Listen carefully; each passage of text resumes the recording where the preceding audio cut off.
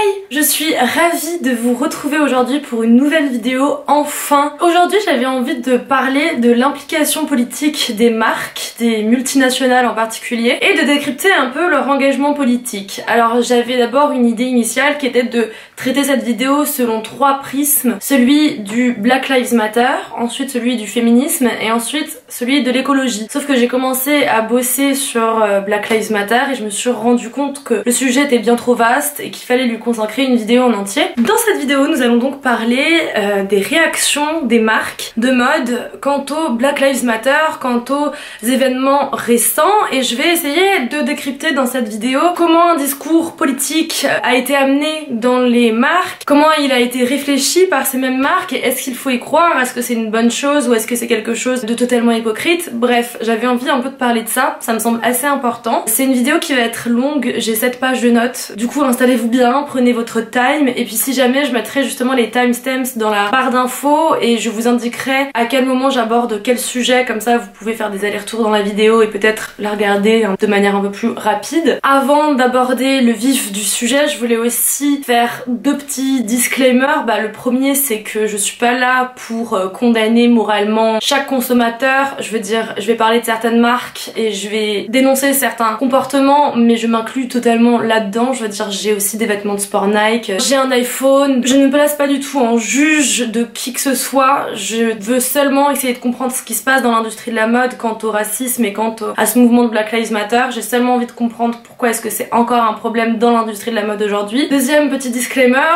personne ne pourra vous parler mieux du racisme et du mouvement de Black Lives Matter qu'une personne directement concernée, donc une personne noire. Donc je parle depuis mon privilège, j'en ai complètement conscience. Je vous renverrai à la fin de ma vidéo à des personnes racisées, des personnes noires qui travaillent dans l'industrie de la mode et qui en parlent de manière beaucoup plus juste que moi du coup. Ceci étant dit, nous pouvons commencer la vidéo. Alors il faut savoir qu'elle va être divisée en 3 parties. Dans la première, je vais analyser les réactions directes de ce qui s'est passé suite à l'assassinat de George Floyd aux États-Unis. Ensuite, dans un deuxième temps, je vais parler de l'hypocrisie et de l'ignorance de la mode. Et enfin, dans un troisième temps, je vais parler de certains positionnements éthiques très douteux de ces marques qui me posent un vrai problème. Let's go, let's get started. Et vous l'avez sûrement vu sur Instagram, il y a énormément de marques de mode ou de cosmétiques qui ont pris parti, qui ont posté le petit carré noir, qui ont fait des stories, qui ont dit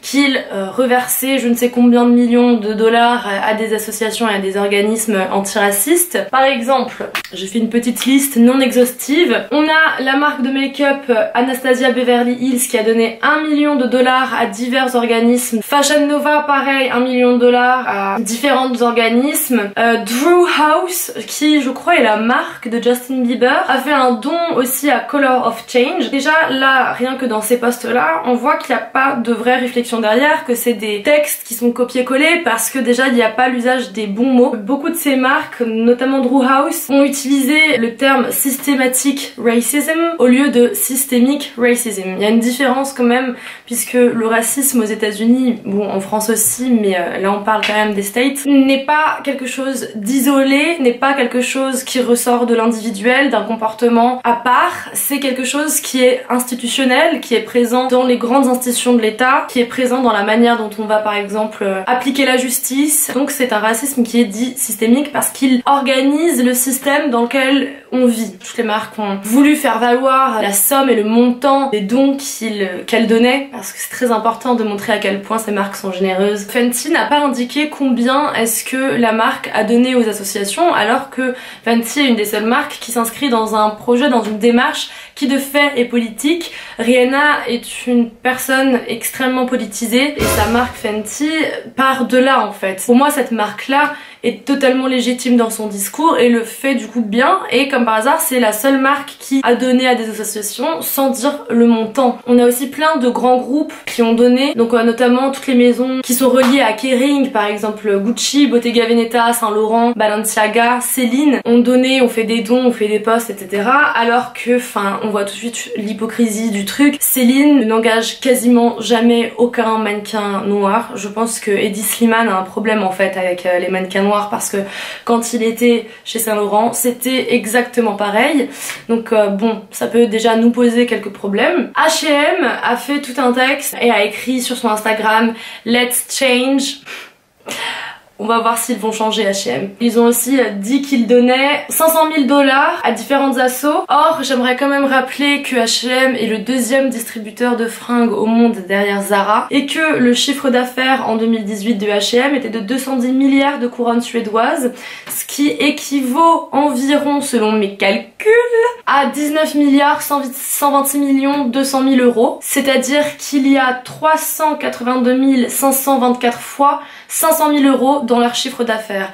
Donc bon, ça devrait aller pour eux, parce qu'il y a aussi une manière de nous présenter ces grandes sommes comme étant de la générosité et une volonté vraiment de changer les choses, alors qu'en réalité c'est des sommes qui sont quand même assez dérisoires quand on voit comment fonctionnent ces multinationales là. Marc Jacobs par contre a posté un message très intéressant, j'ai trouvé. Il a écrit sur Instagram: Never let them convince you that broken glass or property is violence. Hunger is violence. Homelessness is violence. Ce que je trouvais déjà plus intéressant, parce qu'en fait il y a beaucoup de grands magasins de luxe qui ont été saccagés, qui ont été pillés suite aux lootings. Et en fait ce qui est intéressant aussi, c'est que Virgil Abloh, qui est quand même l'un des seuls acteurs noirs de l'industrie à la tête d'une maison de couture qui marche à Bâle, eh bien il a aussi eu une réponse au Black Lives Matter assez ambiguë. En fait il a partagé des photos du magasin Round 2, qui est un magasin de streetwear de seconde main, des photos de ce magasin là totalement pillé, saccagé, etc.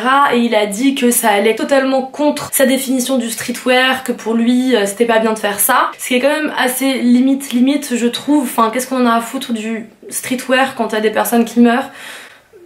Et le truc le moins crédible en fait, c'est qu'il a posté une story avec un swipe up pour donner à une association, et il a posté le screen du don que lui avait fait, qui était un don de 50 $. Pareil, Virgil Abloh, je pense qu'il aurait pu ajouter quelques zéros derrière son 50 quoi. Enfin, je me fais pas de soucis pour l'état de son compte en banque. Alors bien sûr, tout l'internet lui est tombé dessus et il a dit que en fait, ça faisait partie de 20 000 $ qu'il avait distribué à plein d'associations différentes, nanani nanana. Mais c'est quand même très bizarre, et moi ça me fait poser la question justement de l'implication politique dans la mode et de pourquoi est-ce qu'elle est aussi difficile à ingérer et à promouvoir. Pourquoi est-ce que la mode a tant de mal à s'impliquer politiquement, et quand elle le fait, ça reste de manière très timide, de manière très consensuelle. En fait, je pense qu'aujourd'hui la mode doit répondre à une nouvelle demande de la part des consommateurs. La mode ne doit plus vendre du rêve désormais. Au contraire, la mode doit montrer la réalité et la dénoncer. Maintenant on veut de la réalité, et donc la réalité s'inscrit forcément dans une situation politique. Donc on attend de la mode qu'elle se politise aussi. Ce qui est assez étrange en revanche, c'est qu'on attend de la mode qu'elle change le système, alors que la mode c'est le rouage le plus parfait de la société capitaliste quoi. Je veux dire, c'est ce qui nous crée des besoins complètement ostentatoires et superficiels. C'est quand même ce qui nous dépersonnalise aussi de nous-mêmes, nous désindividualise et au contraire uniformise vachement. La mode est un instrument du capitalisme, et comment est-ce qu'on peut attendre de cet instrument-là qu'elle renverse le système alors qu'elle le fait fonctionner? Avec le problème des marques vient bien évidemment le problème de leurs ambassadeurs et donc des influenceurs. J'ai très envie de faire une vidéo sur la relation qu'entretiennent les influenceurs à la mode, donc si ça vous intéresse, dites-le moi en commentaire. Les influenceurs aussi ont eu une réaction totalement qui m'a un petit peu gênée en fait face à ce mouvement de Black Lives Matter, et en même temps je suis pas là pour dénoncer uniquement, parce que je pense que même si c'est juste reposter une story sans rien dire derrière, ça donne de la visibilité à certains mouvements politiques, ça fait avancer les choses, mais au bout d'un moment il y a quand même un problème de sincérité, un problème d'authenticité, c'est-à-dire que les influenceurs et les marques ont été mis sur le fait accompli. Sauf qu'en réalité moi je trouve que c'est totalement un militantisme de façade. Je veux dire, tous ces influenceurs qui ont reposté le fameux carré noir en écrivant le hashtag Black Lives Matter, ce qui est totalement contre-productif, ce qui montre aussi qu'il n'y a aucune réflexion derrière, alors que le but de tous ces posts sur les réseaux sociaux, c'est de projeter une réflexion en fait, d'inviter les gens à se questionner. J'ai lu un super article sur Vice sur cette question du milieu de l'influence et du problème de la politisation des influenceurs en fait, qui était vachement bien. Je vous le mets en barre d'infos. Dans la barre d'infos d'ailleurs, je vais vous mettre tous les articles sur lesquels je me suis appuyée. Nous en arrivons donc à la deuxième partie de cette vidéo. vidéo, c'est-à-dire la partie concernant l'hypocrisie et l'ignorance de la mode. Parce que c'est bien beau de publier tous ces messages antiracistes alors que les marques sont totalement concernées en fait et ont appliqué ce même racisme. Rien que cette année, il y a 15 marques qui ont dû s'excuser et ou retirer de la vente certains produits qui ont été jugés racistes ou certaines campagnes de pub qui ont été jugées racistes. Le problème est totalement actuel en fait, c'est pas quelque chose qui se conjugue au passé. En décembre 2018, une avocate défenseuse des droits de l'homme qui s'appelle Chignez Ezi, a recensé sur Twitter toutes les marques qui ont mis en avant en fait soit une campagne, soit un produit qui était à caractère raciste. Elle l'a fait notamment pour une campagne Prada. Prada dans cette campagne avait mis en avant des figurines qui reproduisent totalement le blackface. Cette affaire-là est allée très loin parce que Prada a nié toute volonté de discriminer les personnes noires, mais a aussi dit qu'elle s'engageait à faire de la recherche pour inclure plus de diversité dans leurs bureaux, etc. Et en fait ça a été quelque chose qui a été fait, il y a eu un accord qui a été passé avec The New York City Commission on Human Rights. Prada et la New York City Commission on Human Rights ont travaillé ensemble en mettant beaucoup de budget et donc en 2019 Prada a lancé un conseil qui s'appelle le Diversity and Inclusion Advisory Council. Ce council a pour but d'injecter de l'argent dans certaines recherches universitaires et académiques, de travailler avec des professionnels pour lutter contre le racisme dans l'industrie de la mode et pour chercher en fait des manières d'inclure plus de diversité dans leur système. Donc il y a eu par exemple la création de scholarships. Donc la chère avocate Ezi qui avait pointé du doigt cette campagne Prada a dit que oui c'était certes du progrès, mais elle a aussi dit après avoir enquêté qu'il n'y avait aucune personne noire dans les bureaux de Prada. Le problème c'est que le changement commence à venir sur les défilés, mais dans les instances où il y a vraiment des décisions qui sont prises, dans les bureaux, dans les postes à responsabilité, il y a vraiment très peu de diversité dans la mode. Finalement, l'avocate Ezi a dit qu'elle était assez satisfaite du résultat de ce deal qui a été fait entre Prada et la New York City Commission on Human Rights. C'est quelque chose qui s'inscrit en fait dans un projet sur le long terme, donc c'est pas mal, il y a quand même de l'idée. Pas plus tard qu'en septembre 2019, Dior a aussi fait des siennes avec la campagne pour son parfum Sauvage. C'est une campagne avec une photo où en fait on voyait un amérindien, un Native American, qui était en train de sauter comme ça et danser avec un beau coucher de soleil derrière lui, enfin une espèce d'esthétique néocoloniale hyper dérangeante, surtout du fait que le nom du parfum c'est quand même Sauvage.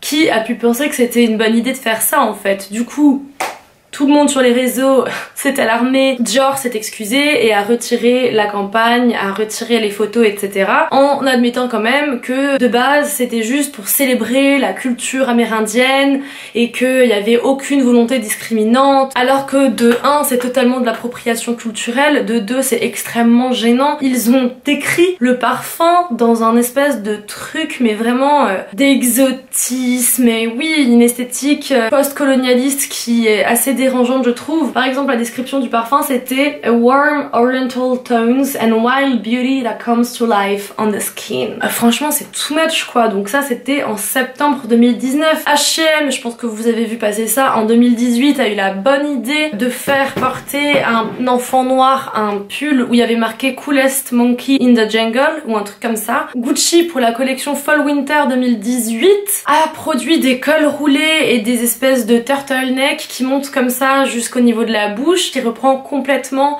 les codes du blackface. Et de manière plus générale, ça reprend la codification d'images discriminantes, d'images racistes hyper stéréotypées qui sont juste insultantes pour les personnes noires en fait et qui reviennent aussi d'une histoire. Par exemple là, pour ce design Gucci, ça reprend une iconographie qu'on trouvait dans des livres racistes, notamment un livre pour enfants qui s'appelle The Story of Little Black Sambo, qui a été écrit en 1899 2019. Alors Sambo, c'est un terme péjoratif pour désigner les personnes noires. C'est une insulte raciale et surtout les illustrations dans ce livre sont extrêmement gênantes parce qu'elles reprennent le style Picanini. En gros, c'est un style, un terme qui relaie une représentation hyper archaïque et stéréotypée et donc discriminante des personnes noires. Il y a plein de pubs qui ont repris ce style-là. La plus connue, c'est quand même Banania. Sauf que Gucci, ça reprend totalement cette iconographie-là et c'est pour ça que c'est extrêmement dérangeant parce que ça s'inscrit dans une histoire qui est raciste en fait. Bref, je pense que vous avez compris le principe. Des exemples, je pourrais vous en citer des dizaines et des dizaines, ça va pas nous faire avancer. Ça montre juste qu'il y a un réel problème dans l'industrie de la mode parce que l'industrie de la mode en fait est gouvernée par des personnes blanches. Le Council Fashion Designers of America a fait un rapport assez parlant parce que il dit que déjà dans ce Council of Fashion Designers, seulement 3% des fashion designers sont noirs. Ce rapport dit aussi, avance aussi, que lors de la Fashion Week Fall Winter 2019, seulement 10% des stylistes étaient noirs. Le problème, c'est qu'il faut engager plus de personnes racisées, plus de personnes noires à la tête des grandes maisons, là où se jouent les directives. Les meilleurs exemples pour montrer que ça serait effectif en fait d'engager plus de personnes noires aux têtes de ces grandes institutions, c'est Edward Enninful.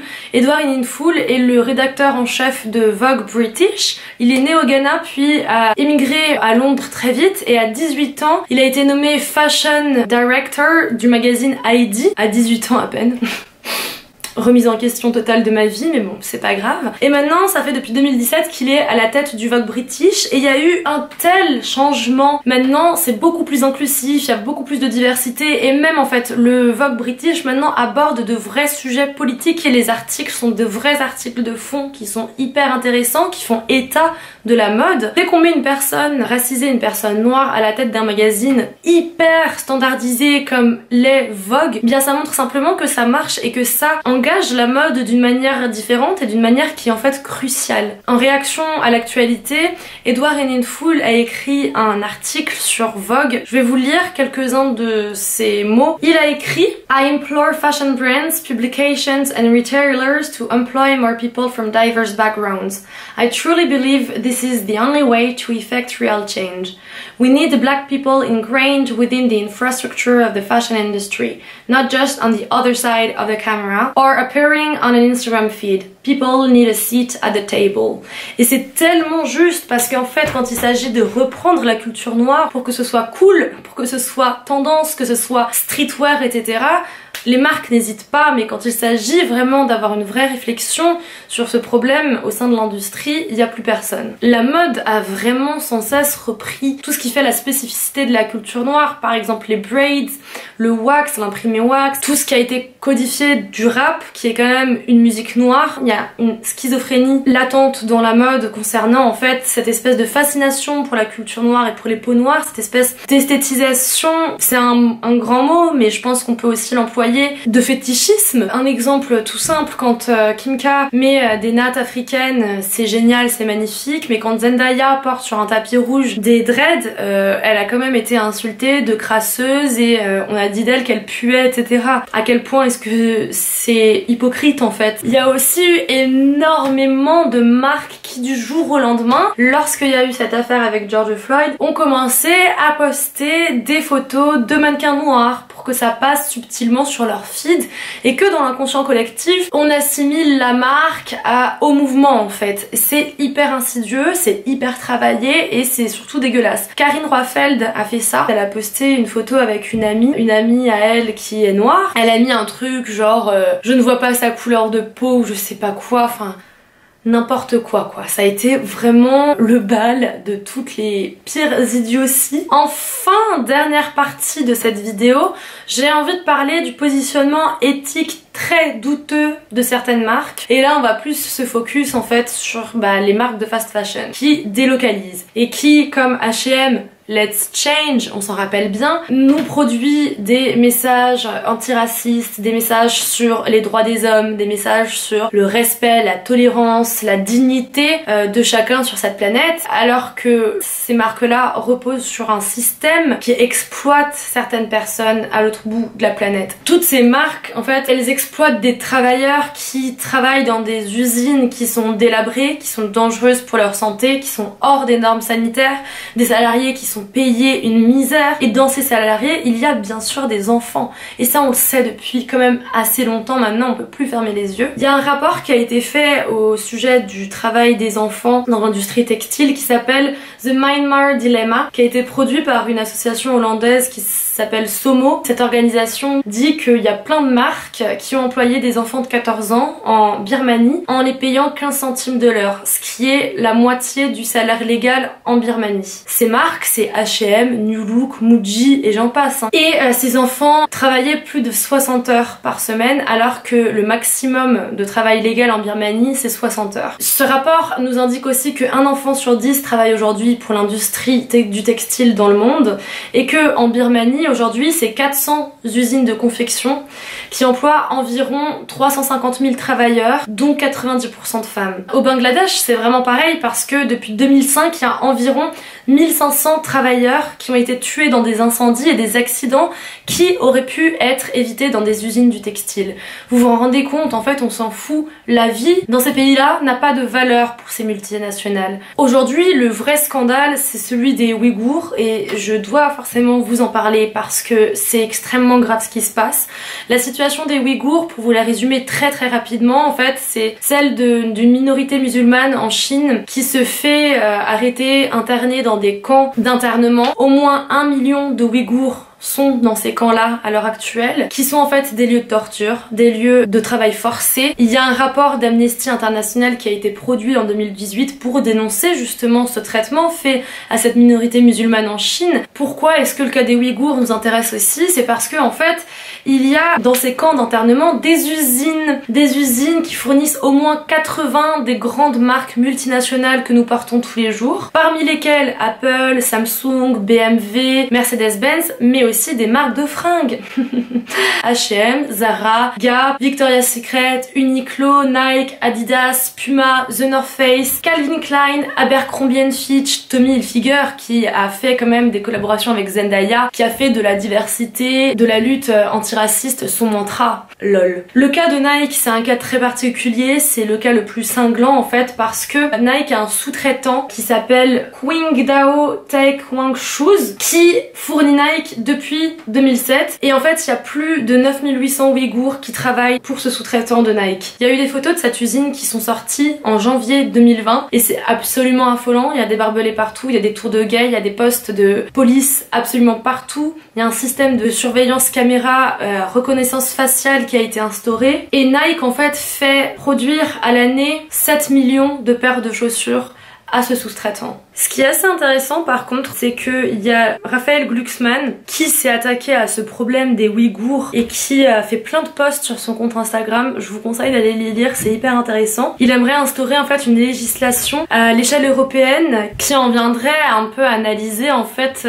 l'impact qu'ont ces grandes multinationales et en fait l'idée c'est qu'elles vont devoir rendre des comptes parce que c'est pas normal de faire ça. Il s'est mobilisé, il a eu rendez-vous avec Adidas, avec Puma et avec Lacoste il me semble. Adidas s'est engagé suite à cette discussion à rompre toute activité avec les fournisseurs qui exploitent les Ouïghours et Lacoste aussi. Il y a des solutions, hein, il faut juste leur faire peur à ces grandes multinationales. Il faut qu'il y ait une action politique concrète. Voilà pourquoi j'ai juste un peu de mal à me réjouir quand je vois les posts de ces marques qui tout à coup se réveilleraient avec l'envie de sauver le monde alors que au fond dans leur manière de fonctionner dans leur système et le fait qu'elles sont si pérennes s'appuie sur la violation de droits d'êtres humains en fait. Donc bon.